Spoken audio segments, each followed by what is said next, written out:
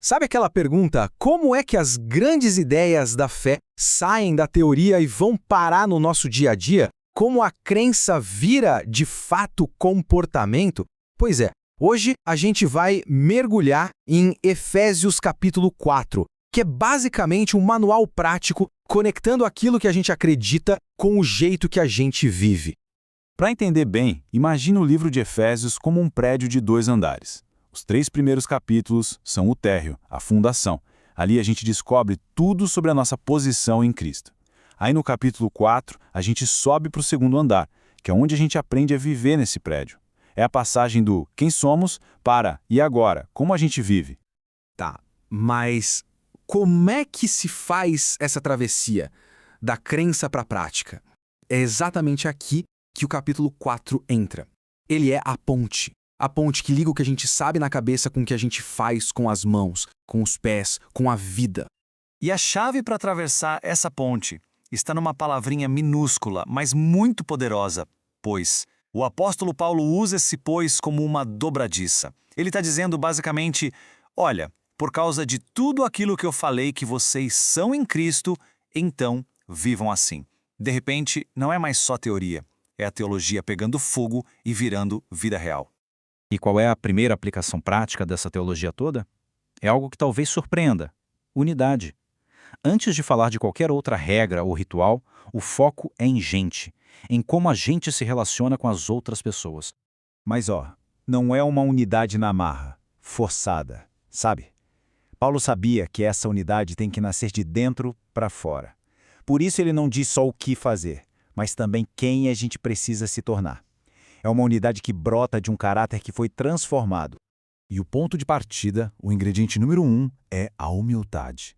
Por quê? Porque, vamos combinar, orgulho e humildade não conseguem existir no mesmo ambiente. A humildade lembra a gente que está todo mundo no mesmo barco, precisando da mesma graça. Ela zera o placar e abre a porta para a gente se conectar de verdade. Depois vem a mansidão. E calma lá que mansidão é uma palavra que muita gente entende errado. Não tem nada a ver com ser fraco ou passivo. Pelo contrário, é força sob controle. É ter o poder de reagir com agressividade, mas escolher não fazer isso. Pensa num cavalo de corrida super forte, mas que obedece ao jockey. Isso é mansidão.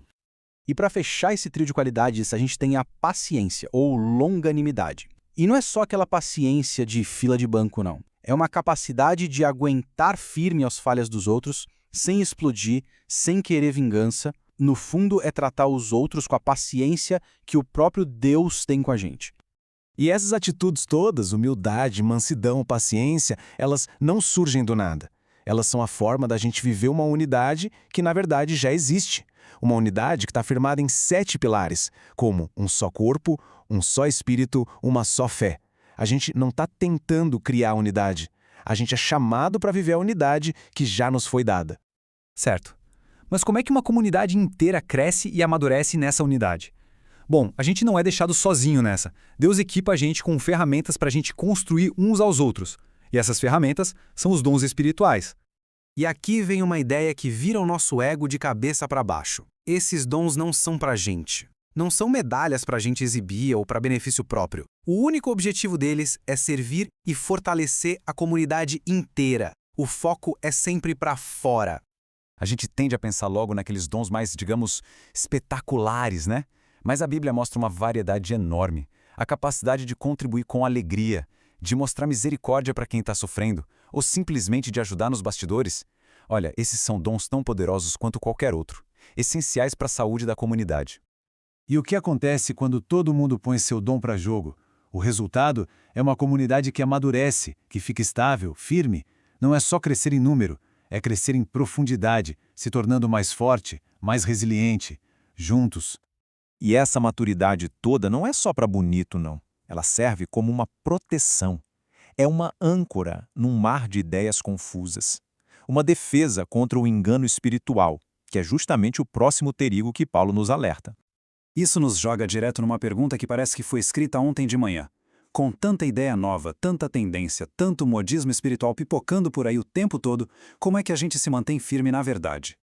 Paulo usa uma imagem muito forte. Ele diz para a gente não ser como criança, levada por qualquer vento de doutrina, ou seja, qualquer ideia nova e brilhante que aparece. E nossa, como isso é relevante hoje. Seja o evangelho da prosperidade, seja usar rituais como se fossem fórmulas mágicas, o alerta é atemporal.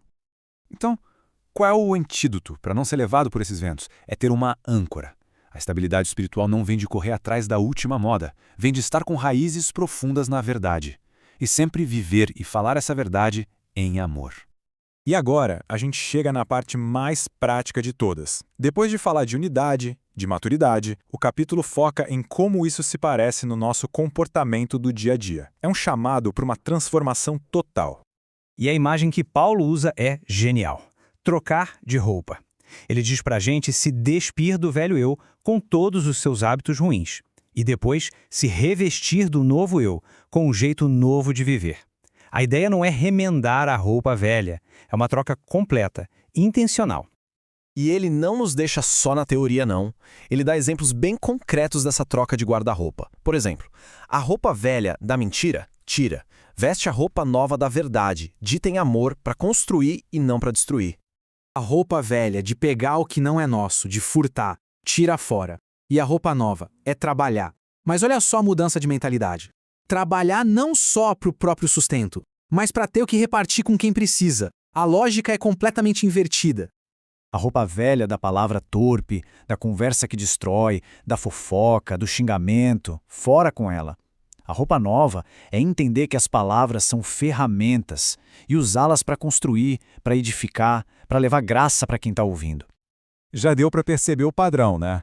Todas essas mudanças práticas, na verdade, são reflexo daquelas qualidades lá do começo.